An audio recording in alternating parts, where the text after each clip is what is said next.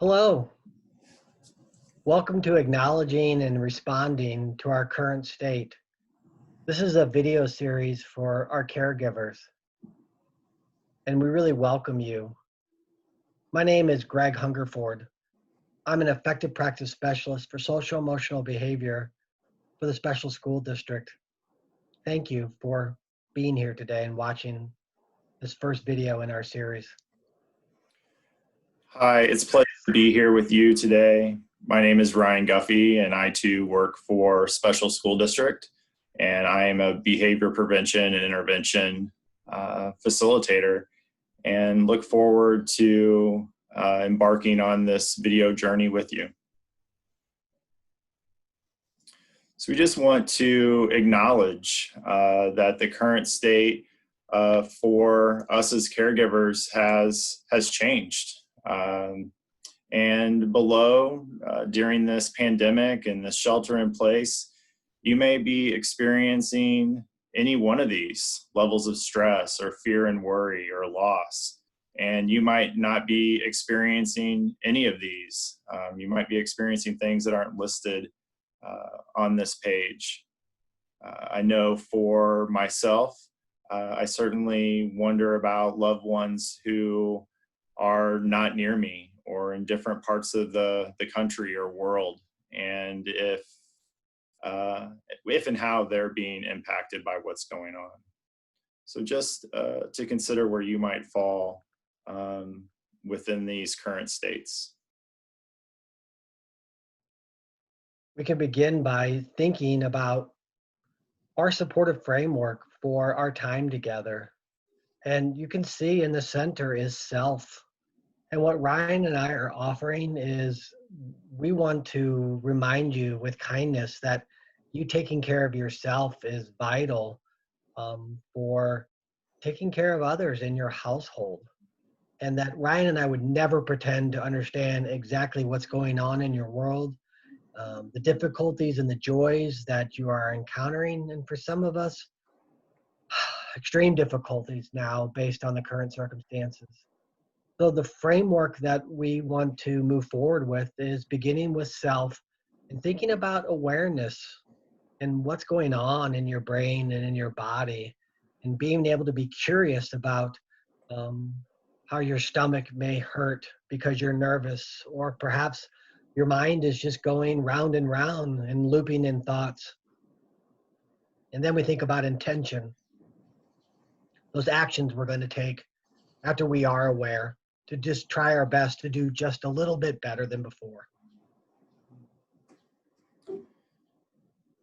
So considering yourself and what you might be paying attention to or listening to, maybe thoughts about what you're thinking or how you're listening to others in your home. How are you giving yourself patience and patience with those around you? And empathy for yourself, patience with yourself, showing yourself grace during this difficult time. We all have those moments and wish, oh, I wish I could have done this differently. And we always have an opportunity to go back and make adjustments. And this supportive framework really will be the foundation as we move through this series and keep connecting back to. So as we frame this series, it's really going to start with you and your personal connections to regulation, and then moving on to this idea of walking beside your child and how you're helping them with their own regulation. And then we'll move into what it looks like within home and offer some intentional strategies to support you with your regulation, your child with theirs, and ultimately that they'll become self-determined in what strategies are going to work best for them. And it has to work for you. And the emphasis is you first, and you understand what you might need the most at your home. And we can begin by thinking about this term, sensory processing. There is so much coming at us now via the social media, perhaps family, friends, And we have to be very aware of the sights and sounds that are entering our bodies and our minds and how it impacts our reactions. And our central nervous system, which helps drive our initial impulses and reactions, is at play as well. And our central nervous system, our body, and how it interplays with the brain, and how we perceive something happening in the moment in our house, and then how we interpret and organize that information, and then our subsequent reaction is really what we're hoping to do, is slow down and have you create space for something happens, something triggers you, you get upset, and you notice that.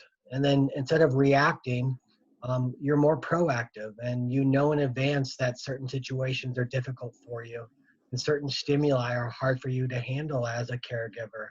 And we do our best just to be aware. And so we can have an intentions of moving forward more thoughtfully with kindness towards ourselves and those we're taking care of. So Greg's offering, there's a lot that can go on within our environment. And as adults or caregivers, we really set the tempo. We set the rhythm. And as we begin to move into this idea of self-regulation and co-regulation, I invite you to consider what you're noticing in this silhouette. You might notice eye contact, a sense of rapport, a sense of warmth, a sense of care. And for the caregiver to get there, they're considering their own regulation, like what thoughts and feelings that they might be having, regulating their own behavior. Again, as we offered in that framework, listening to what might be going on in our bodies. And this idea of self-regulation, how this child will be regulated, stems from the interaction that they're having with those closest to them. This idea then moves into co-regulation.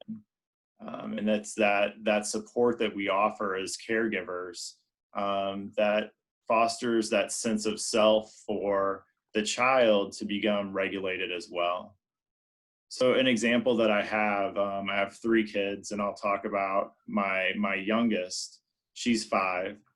And I notice that when my energy level starts to rise and I'm having a difficult time with the situation of, I got to take care of breakfast, I got to get on my own Zoom meeting, I got to get my elders on theirs, and my youngest is right here beside me. I need a bowl of cereal, I need a bowl of cereal. And if I escalate, then she'll begin to escalate as well.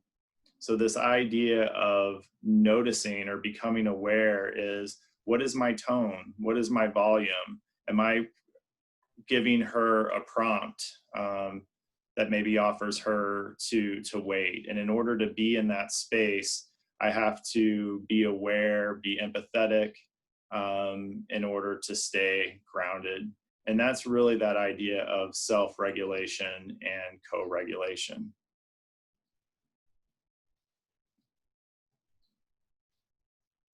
And it's not easy. And Ryan and I, again, don't want to pretend that we understand everything that's going on in your world with your families. And families are facing very difficult situations now with school changing and work changing.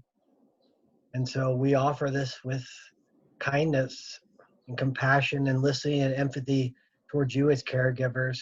And we offer that we are going to focus on you first so that you can support your child the best you can, knowing that there are some times when we just fall down and we feel feelings of anger and frustrations, and just trying to do our best to rein those emotions in. And so that we're modeling and teaching our children, your children, those strategies they need. I, the adult, when I'm getting upset, I'm going to tell people I need to take a break, and I'm going to walk away in the hopes that your child learns that they too can take a break and walk away and have some time to themselves as well. We want to model the skills that our children and youth can then take on and use for their own. In order for us all to learn, we have to come up from a space of regulation. And that's what we'll be offering as you're moving into this learning and then ultimately supporting your child within this learning. So, what's coming? We'll dig deeper into regulation and co regulation. We'll look into supporting practices of self care so that you feel grounded, um, calm, that your reservoir to support others is full. And then, as we've mentioned, we'll move into strategies to support children and youth in the home. And essentially, the strategies that you'll be supporting them with will be ones that you're using to support yourself.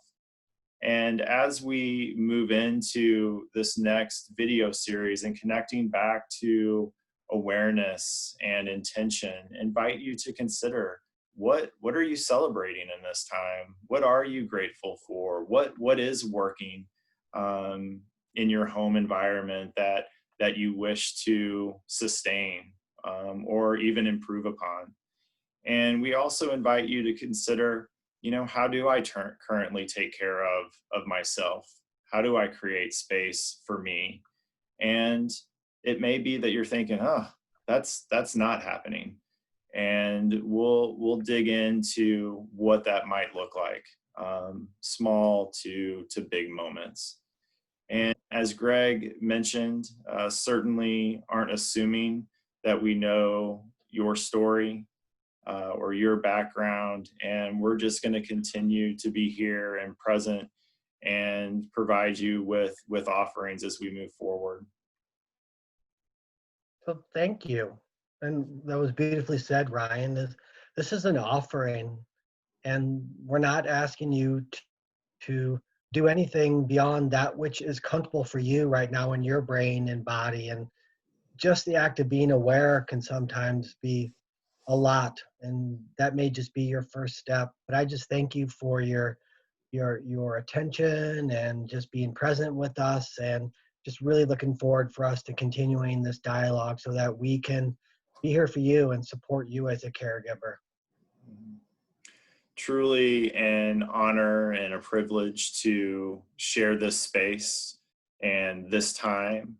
And from my home and Greg's home, we thank you. Be well, be safe, and take care.